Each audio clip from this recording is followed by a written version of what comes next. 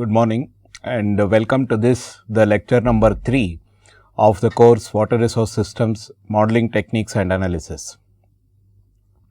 In the previous lecture, we essentially studied the definition of a system and then looked at various types of systems. Typically, we saw what is meant by a simple system, what is a complex system, then linear and nonlinear systems where principle of proportionality is valid or not, then time variant and time invariant systems. In the time invariant systems, essentially the properties will remain the same across time, and in the time variant systems, several of the parameters will be changing with respect to the time. Then we also saw continuous, discrete and quantized systems. In many of the water resource systems, although the processes are continuous, we may approximate them to be discrete and therefore treat the systems as discrete systems. And in the quantized systems, we may have a time step during which a sudden change in the system occurs, and that is what we call as quantized systems. Then we have lumped systems and distributed parameter systems. In the lumped systems, we lump the various parameters in the sense that the spatial variation of the parameters and the processes are not considered in the lumped systems, whereas in the distributed systems, we do consider the spatial variation of the parameters and the processes. And we have the deterministic and probabilistic systems. In the deterministic system, the same input always provides the same output, whereas in the probabilistic systems, there is a probability associated with an output for a given input.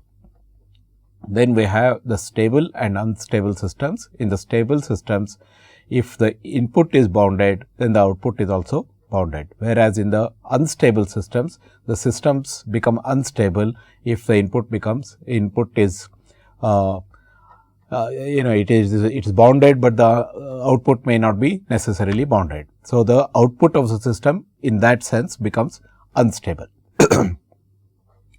So, these are the types of systems that we studied in the previous lecture, and towards the end of the lecture, I introduced a simple problem which we wanted to convert it into a mathematical problem. The physical problem statement we wanted to convert into a mathematical problem.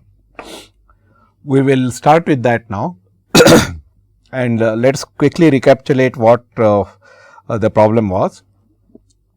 It is a simple problem of water quality where we are interested in maintaining the water quality at these two checkpoints, point number 2 and point number 3. This is a stream which receives effluents from two industries, industry and 1 here and industry 2 here, with effluent quantity of W1 and effluent quantity of W2 at location 2. If you do not provide any treatment at this location, the DO level was small q2 at location number 2 and small q3 at location number 3. By providing a treatment, appropriate treatment at the industry number 1 and at the industry number 2, we would like to maintain the dissolved oxygen level at a desired level of capital Q2 at location number 2 and at capital Q3 at location number 3. Now, the dissolved oxygen at any location will depend on the amount of stream flow that is coming in, which is the flow, discharge, flow quantity, etc. And it also depends on a large number of climatic factors, for example, the temperature, the relative humidity, the reaeration coefficient and so on. So, there are large number of processes that govern the transport of the load BOD into its translation into the dissolved oxygen at a given point. Let us assume that all of these processes have been taken into account and we have one parameter which gives the amount of DO, dissolved oxygen, that can be enhanced at a particular location by providing a unique treatment at the upstream location. Let us say that we treat 1 unit of this effluent quantity W1, then the dissolved oxygen at this location will be enhanced by certain amount. Now, that is what we will define as the parameters A12 and A13. What I mean by that is, each unit of waste load removed at site 1 here enhances the DO level at site 2 at this location by A12, which means 1 unit of waste load you remove, you will get an enhancement of A12 at location 2 and A13 at location 3. Similarly, at 2 you remove 1 unit, then it enhances the DO at 3 by A23. Obviously, it does not affect the location here and nor does it affect the location upstream of that. They will only affect, the treatment will only affect the dissolved oxygen downstream of that particular location. So, A23 is the increase in DO level at site 3 for each unit of waste load removed at site 2. So, this is the physical problem, and then we have to now convert, using this information, we have to now convert it into a mathematical problem. First, let us try to look at what is it that we want to achieve. What we want to achieve in this problem is that we would like to make the treatment levels at industry 1 and industry 2, the sum of the treatment levels or sum of the costs of the treatment levels a minimum, and achieve the desired DO level Q2 at 2 and Q3 at 3. So, from Q2 we want to enhance it to at least Q2 at location 2, and from small Q3 we want to achieve a desired level of Q3 at site 3 by providing the treatments at industry 1 and industry 2, but by providing a minimum treatment, minimum sum of the treatment or minimum cost of the total treatment. So, this is the problem. So, let us look at the conditions that we want to put first. What is the condition? That we want to provide the treatment such that the desired oxygen level Q2 is attained at this location. So, how do we write this? Let us say that x1 is the fraction of effluent removed at site 1, which means W1 was the load that was coming at site 1, x1 fraction has been removed. So, what is the total amount removed? W1 into x1. The total amount that is removed, total amount of waste that is removed is W1 into x1, which means if you remove 10%, it will be 10% of W1 and so on. Similarly, x2 is the fraction of effluent treated at site 2. We will take the cost as C1 x1 and C2 x2. That means, if you want to remove x1 fraction at W1 at the industry 1, the cost associated with that is C1 x1, and if you want to remove x2 fraction at site 2, the cost associated with that is C2 x2, and we want to make the decisions on x1 and x2 such that the total cost is a minimum. Then what is the condition that we want to achieve? You just look at what is the definition of A12. For every unit amount of effluent that is removed from site number 1, you will get an enhancement in the DO of A12 at site number 2. That is the definition of A12. So, you had a load of W1 and you removed a x1 fraction of that. So, the total amount of waste removed is W1 into x1. So, this is the total amount of waste removed at site number 1.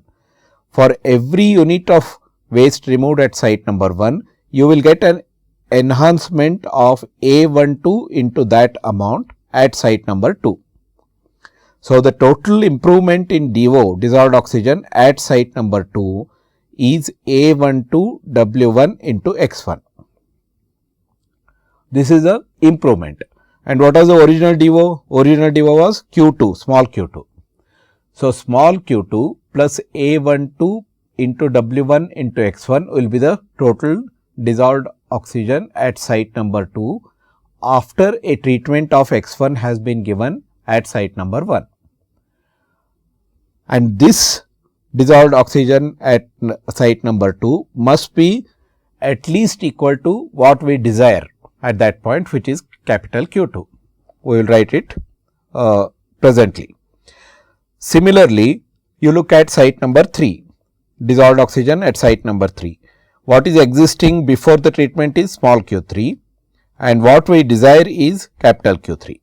So, starting with small q3, you have provided a treatment of X1 at site number 1, which means the total amount of waste that is removed is W1 into X1.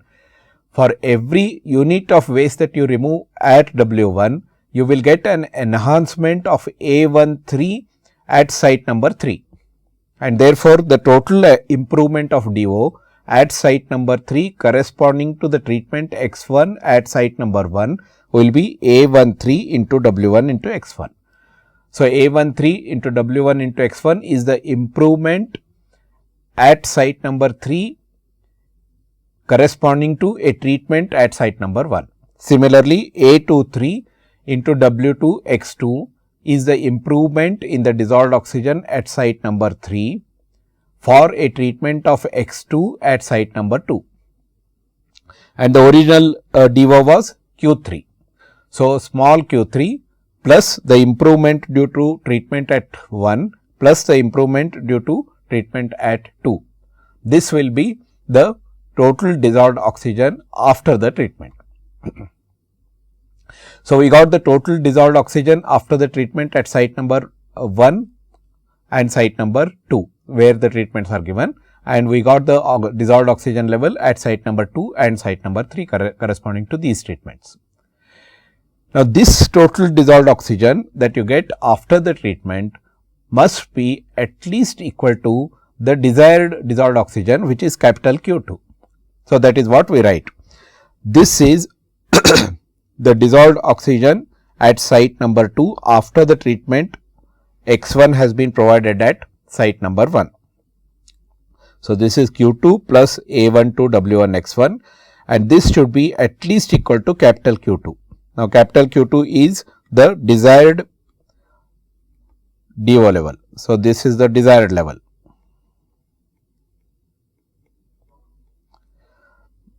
At site number 2. Similarly, this is desired at site number 3. So, these are the two major constraints that we will be talking about.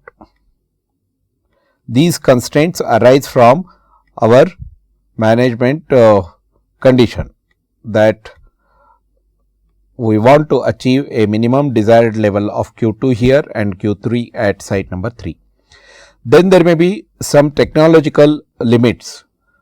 For example, you may not be able to say that you treat 100% of the effluent.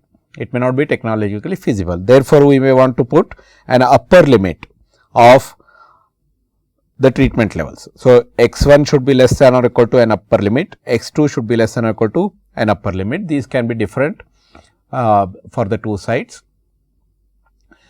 Then we may want to put a minimum level.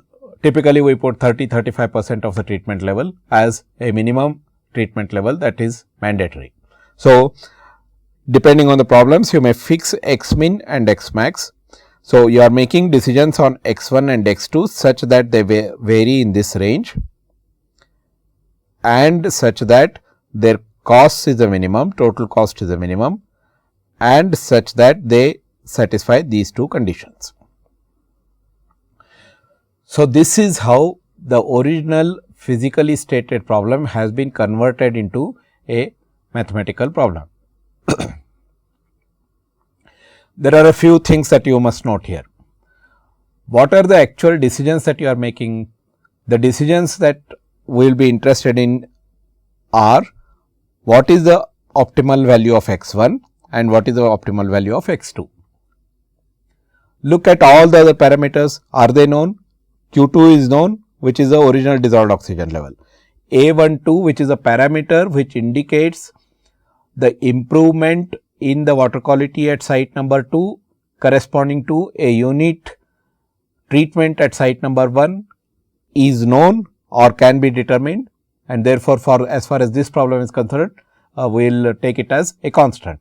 Similarly, A13 is a constant, A23 is a constant. W1 is data, what is the amount of effluent that is coming in, this is known. W2 is the data, what is the amount of water effluent, that is a waste load that is coming in, that is known. C1, which is the cost coefficient, that is known. C2 cost coefficient, that is known. So, the only unknowns, and similarly the desired levels Q2 and Q3 are also known, and these technological limits we are fixing. Similarly, the minimum levels we are fixing. So, all of these other variables in this problem are all known. We are making decisions on x1 and x2. So, x1 and x2 are only unknown in this particular problem. So, this is how we converted a physically stated problem into a mathematical statement, and this is an optimization problem. We will see what is an optimization problem, what is a simulation problem, etc. presently in today's class. But essentially what you must understand is that a physically stated problem has been converted into a mathematical statement of the problem. This is called as a mathematical formulation of the optimization problem.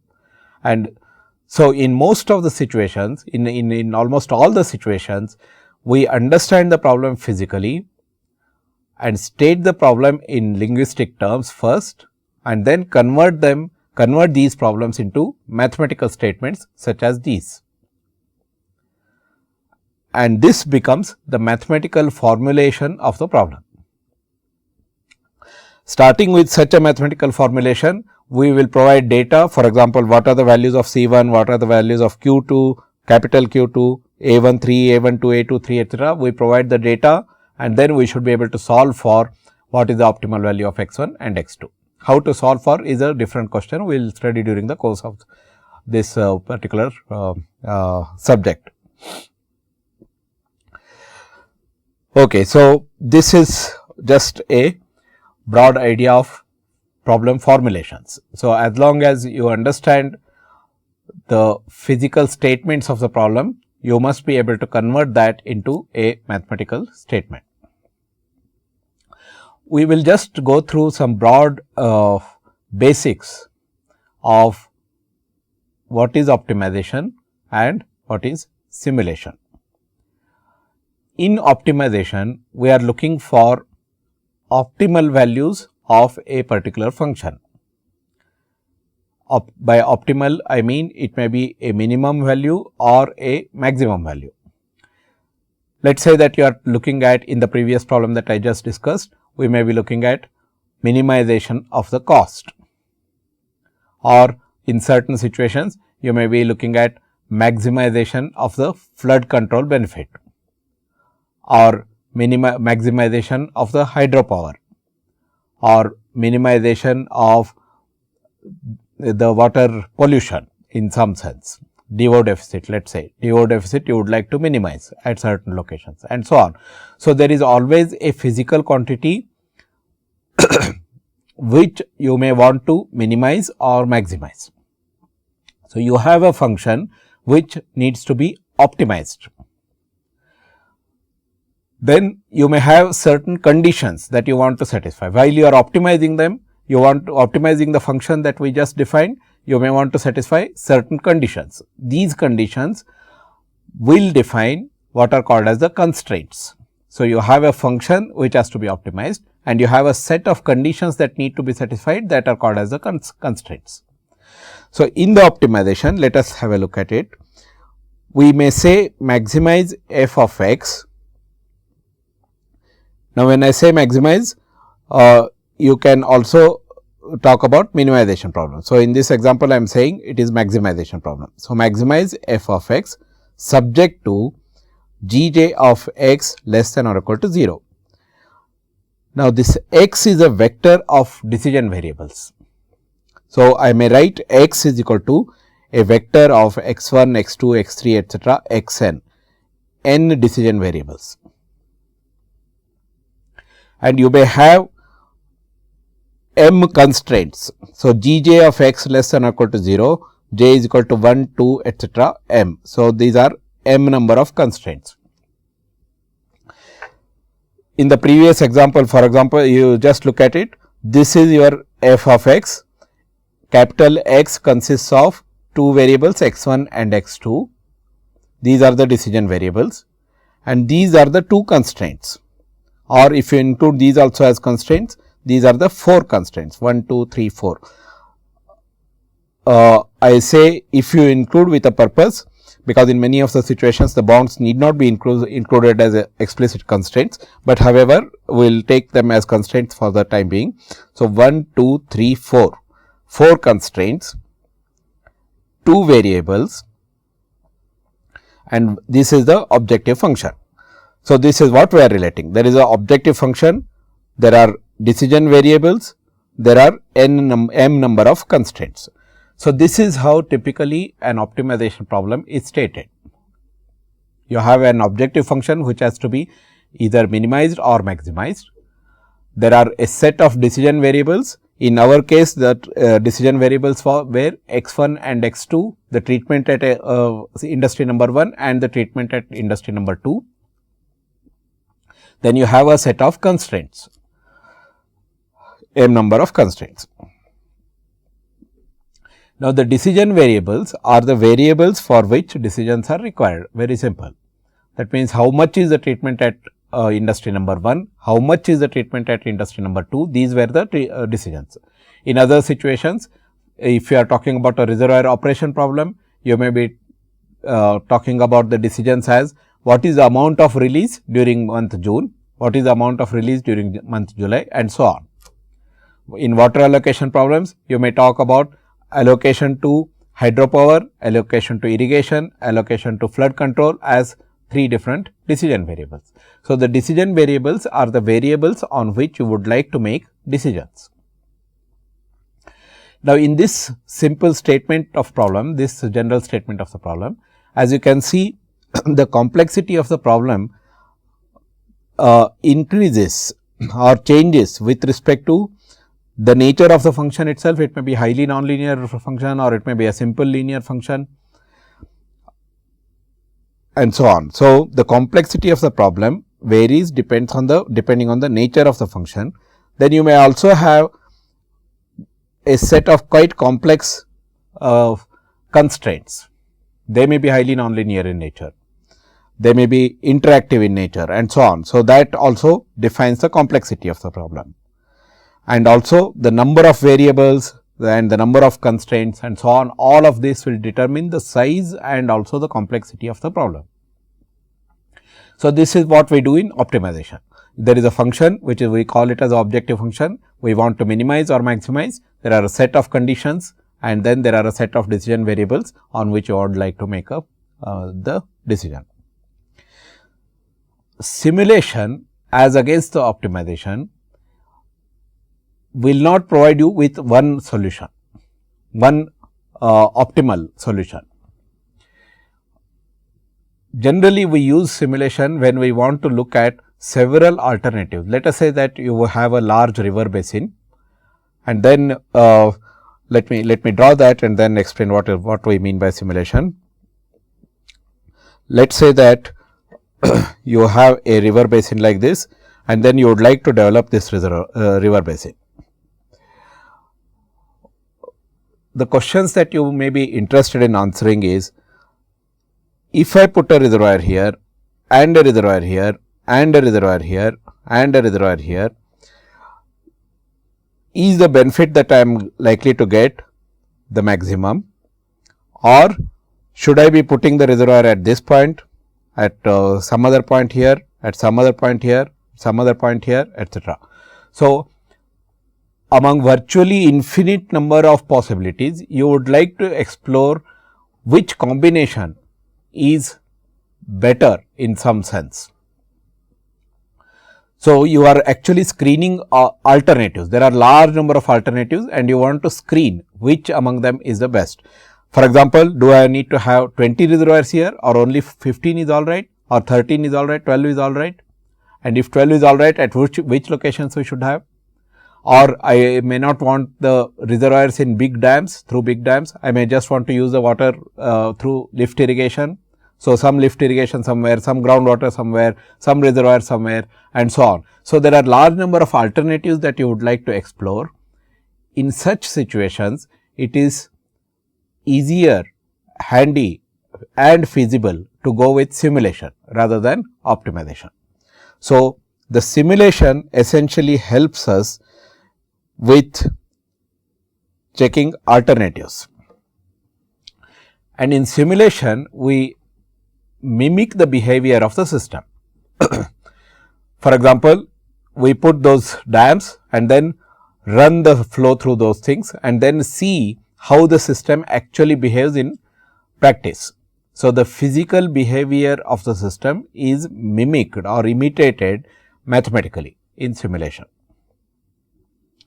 We also use simulation to answer what if type of questions. For example, we do not actually put the dam, we say what if we put a reservoir here, what happens to our downstream flows, or what happens to hydropower generation, how much of irrigation can be met, and so on.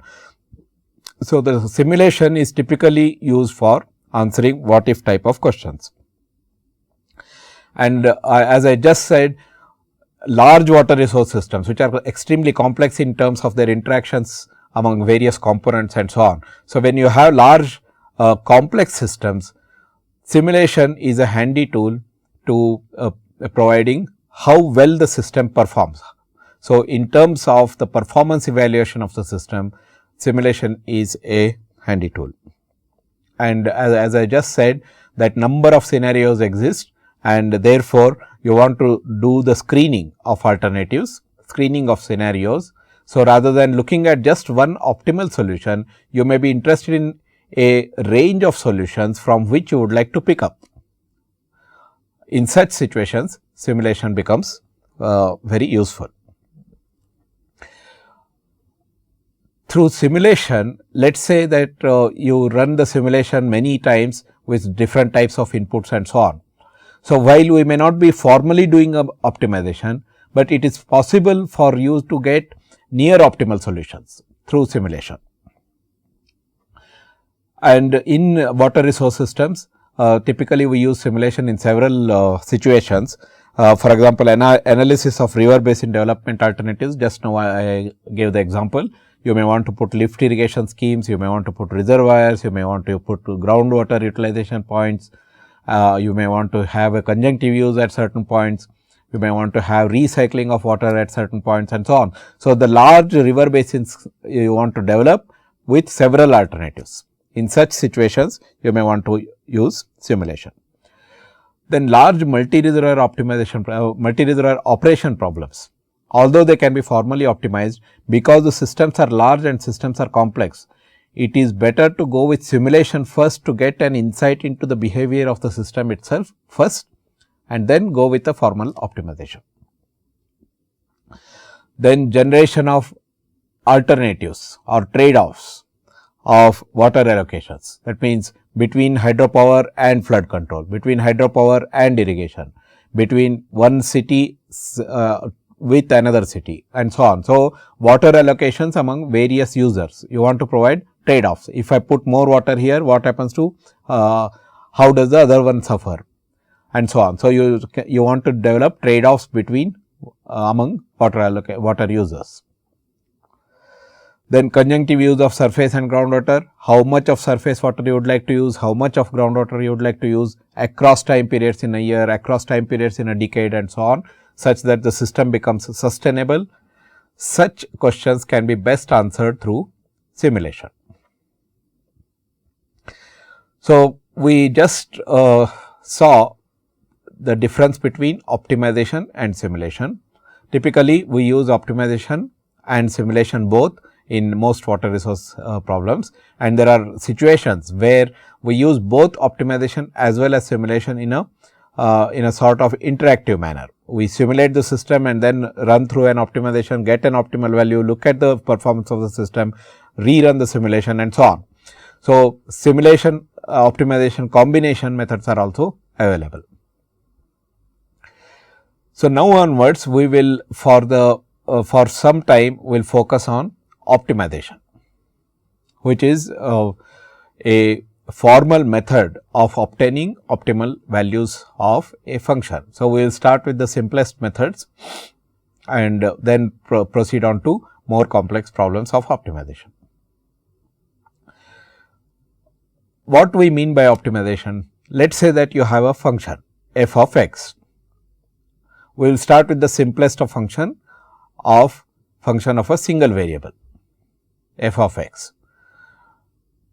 Now, f of x we want to get either the maximum or a minimum, that is the optimization problem. You may have a range over which x varies or over which f of x is defined or over which you are interested in. So, while the function may be defined over the entire range, your interest may be only between certain values of x, x1 and x2. Within this given range, you would like to check where the minimum of the function occurs, where the maximum of the function occurs and this is the optimization problem. There are classical ways of getting this these optimal values, and we will start with that is optimization with methods of calculus. We will start with the simplest of the functions, that is function of a single variable. Let us say f of x is a function of a single variable x defined in the range x between a and b. This is x is equal to a and this is x is equal to b, and the function nature is something like this. So, between a and b, this is the behavior of the function. The function attains certain value, certain maximum value here and certain minimum value here, again picks up, again attains a maximum value, comes down, reaches a minimum value and so on like this. Now, these peaks here x1, x3, x5, x6 etcetera, where the maximum value has occurred. In fact, at x5 maximum value may not have occurred, but a change in the slope has occurred here, as well as a change in the slope has occurred at x2 and x4 and so on. Now, these are the points where the maximum has occurred, x1, x3 and x6 are called as the local maximum values. So, there is a local maximum at this point, local maximum at this point, local maximum at this point and so on. At the local maximum, what is happening here? Let us say you look at x1. The value of the function is higher than any other value in the neighborhood. So, if you go slightly to the left, the function value decreases, slightly to the right, the function value decreases. So, f of x1 is greater than f of x1 minus delta x1, which means slightly to the left. Also, it is greater than f of x1 plus delta x1, slightly to the right. So, at the local maximum, the functional value will be more than the function values at its neighborhoods. That is how the local maximum is obtained. Similarly, at the local minimum, you look at x2 here.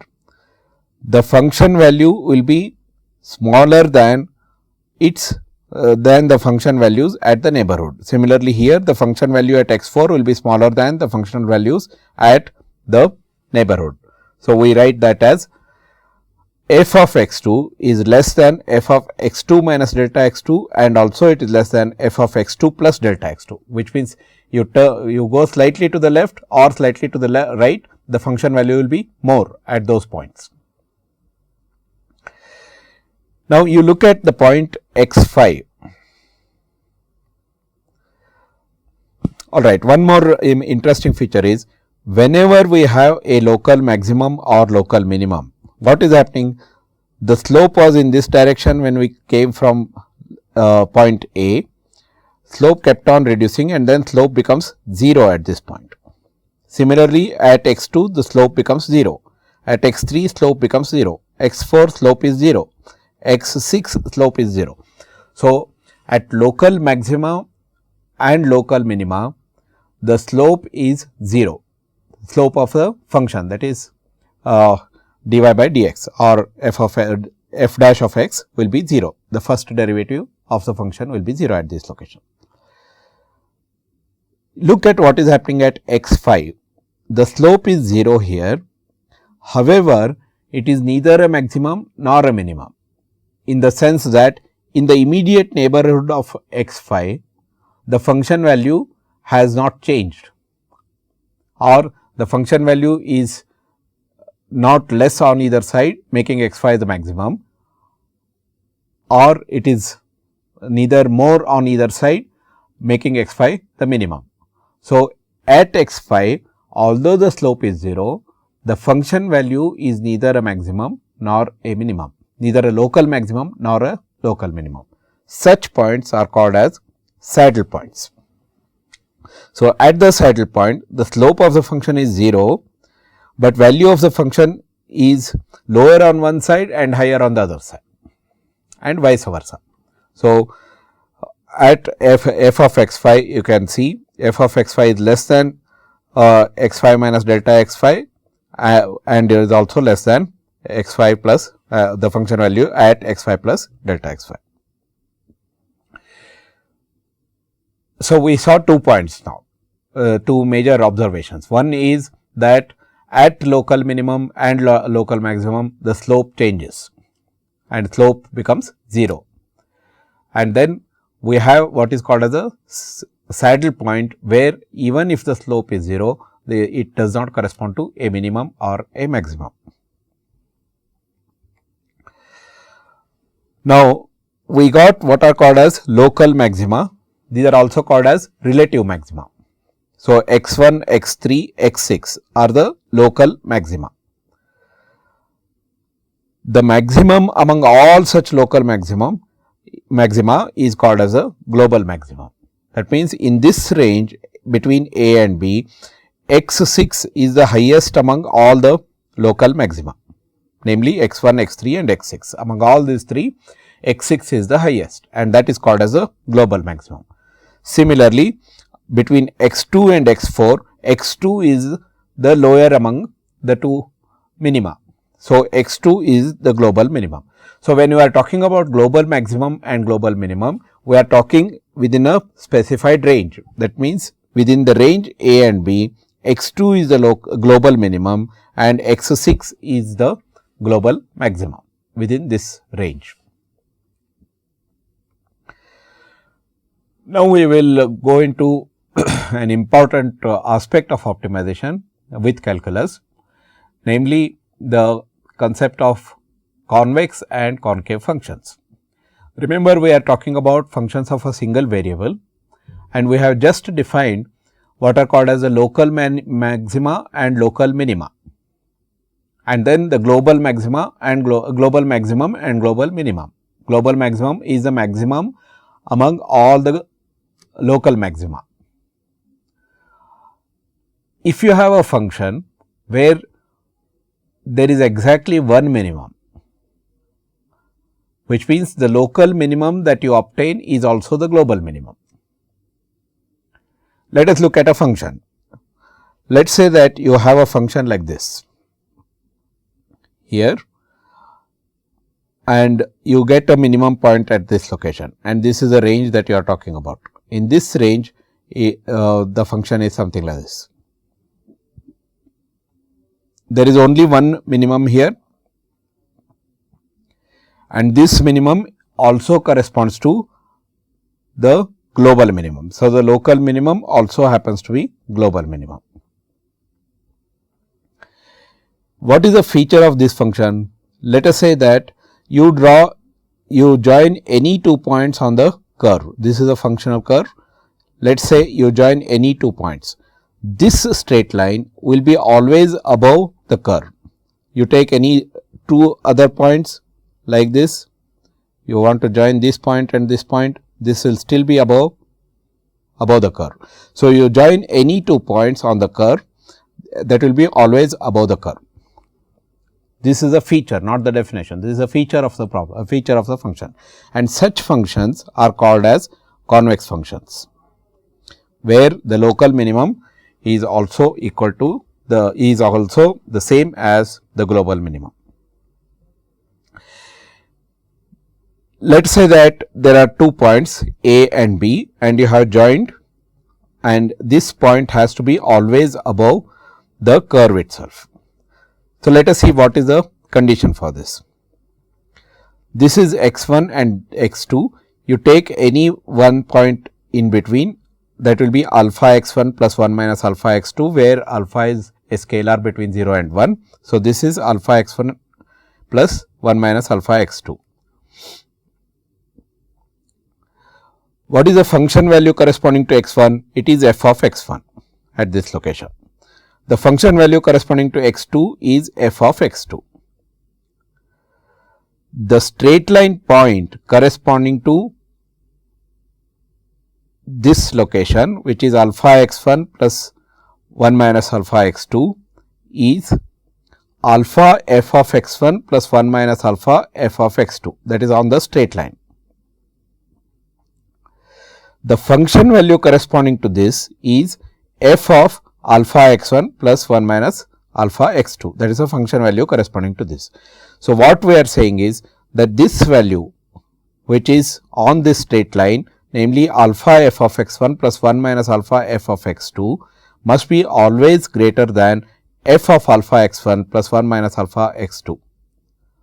So, this point is always lower than this point. That is what we call it as convex function. So, for the convex function, the local minimum is also equal to the global minimum, and the straight line that is joining any 2 points will always lie above the curve itself. So, we use this condition and write this as f of alpha x1 plus 1 minus alpha x2, which is, I am talking about this point here. The function value corresponding to this point must be always lower than the corresponding point on the straight line joining any of these 2 points, would be less than alpha f of x1 plus 1 minus alpha f of x2 for all values of alpha between 0 and 1. Now, this is, if it is less than, then it is called as strictly convex. If it is less than or equal to, then it is still a convex function, but not strictly convex. However, I repeat, this is a feature of the convex function. The definition of the convex function is a strictly convex function, the second derivative d square f by dx square is greater than 0 for all values of x in that particular range. So, d square f by dx square or the second derivative of the function, if it is strictly positive in the range, then the function is strictly convex in that particular range. If it is greater than or equal to 0, that is d square f by dx square is greater than or equal to 0 in the range that we are interested in, then it is called as a convex function. What we just did with the convex functions, the same thing is true of the concave functions. In the concave functions, the local maximum will correspond to the global maximum. So, there is only one maximum value here, and any line that is joining between A and B, any 2 points, you join any 2 points on the curve, that line will be always below the curve itself. And using the same argument that we used just now for the concave functions, convex functions, I am sorry, we can write this as f of alpha x1 plus 1 minus alpha x2 will be greater than alpha f of x1 plus 1 minus alpha f of x2 for all values of alpha between 0 and 1. For a strictly concave function, d square f by dx square is less than 0 in that particular range. So, in the range, if you have in the particular range of interest, if you have d square f by dx square strictly negative, then it is called as a strictly concave function.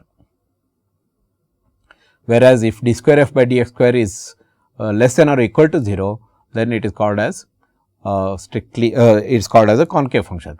Remember, convex functions correspond to minima and concave functions correspond to maxima.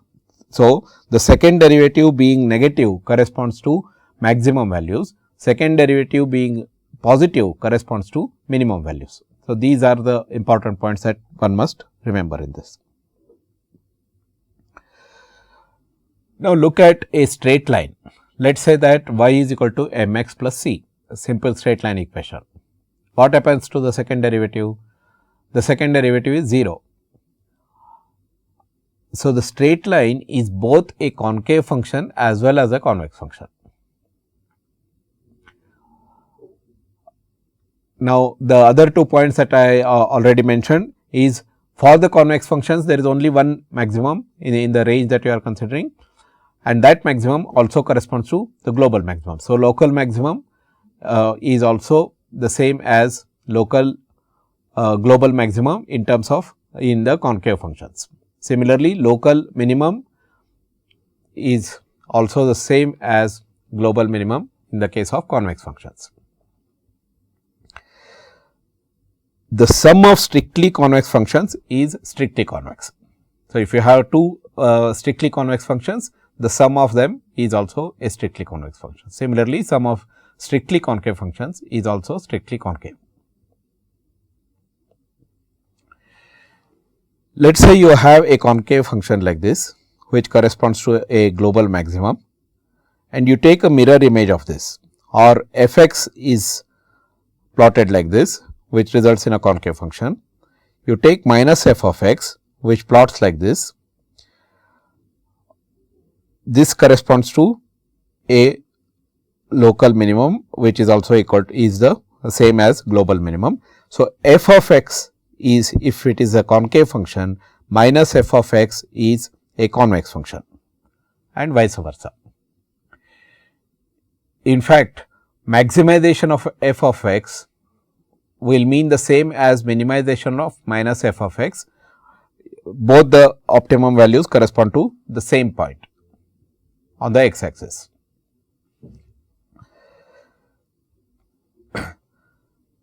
Another important point is, if f of x is a convex function and alpha is any constant, then alpha f of x is a convex function if alpha is greater than 0, and alpha f of x is a concave function if alpha is less than 0, which means if you multiply it with a positive quantity, then you still get a convex function.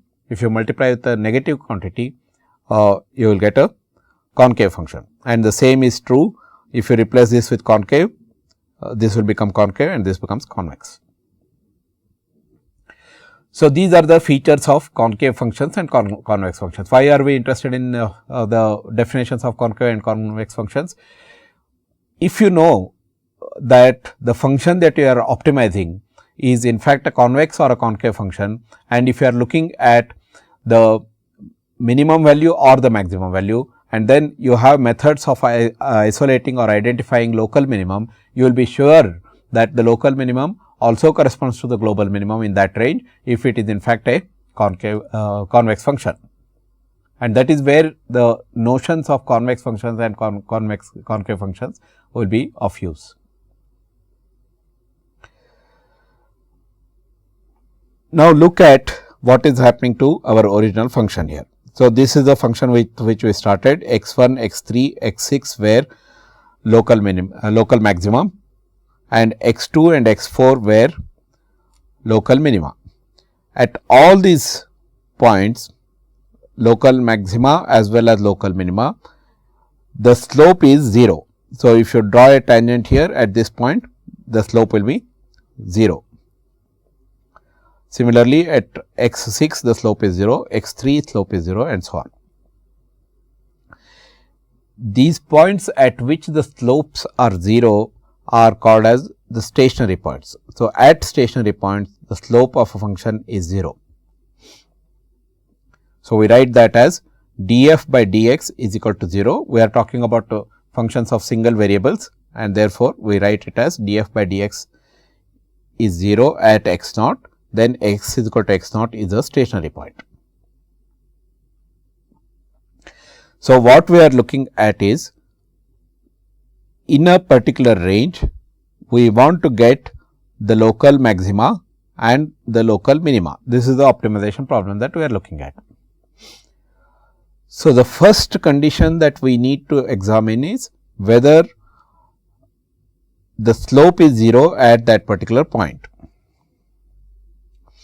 This is called as a necessary condition. So, the necessary condition for a function to have an optimal value at a particular point is that the slope of the function at that particular point must be 0. So, df by dx at x is equal to x naught is 0. This is a necessary point, a necessary condition. So, in the necessary condition, you got slope is 0 at this point, at this point, at this point and so on. So, what is the sufficiency condition then?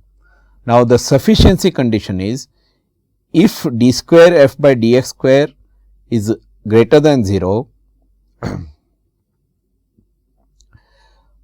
if it is valid for all x in that range, then what happens? It becomes a convex function. So, if d square f by dx square is greater than 0 for all x in that range, we just saw that in that range, if it is greater than 0, then we have only one minimum and that also becomes the global maximum, the global minimum.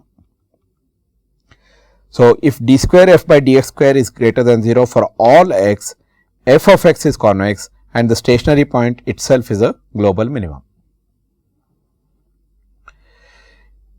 Similarly, if d square f by dx square is less than 0 for all x, f of x is concave and stationary point is also a global maximum. Now, it may so happen that you may get d square f by dx square is equal to 0, then further investigation needs to be carried out.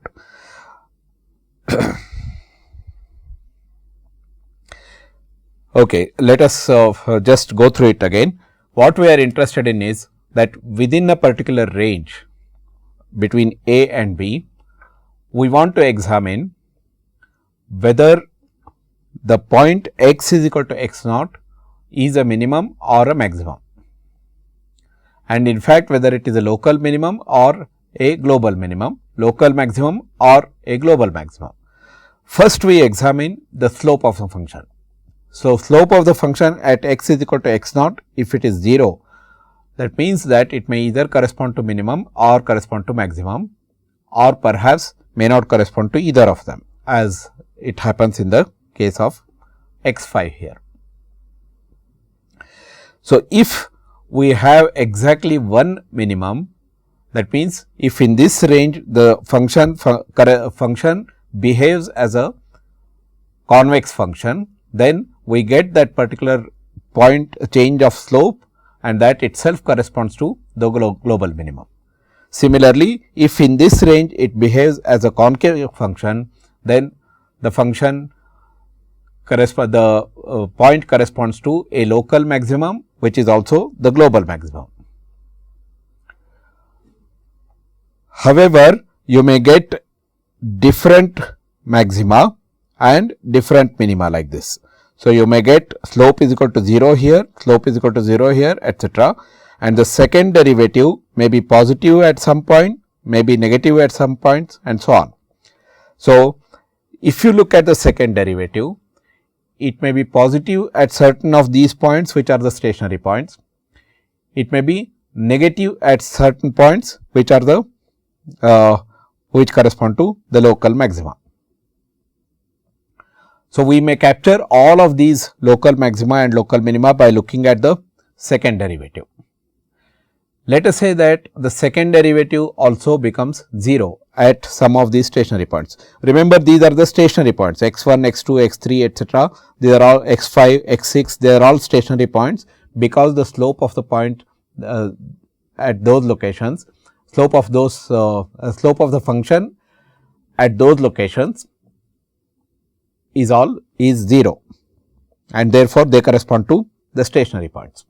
Now, some of these stationary points may correspond to local maxima, some of them correspond to local minima, and some of them may correspond to saddle points and so on.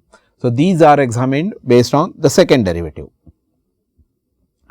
We will see how we use the second derivative as sufficiency conditions, And what happens if the second derivative also becomes 0? What do we do in the cases where the second derivative also becomes 0? So, we will extend this problem and then see how we use the second derivative as sufficiency condition. So, the necessary condition for a function to have an optimum value at a particular point is that the slope at that particular point of the function must be equal to 0.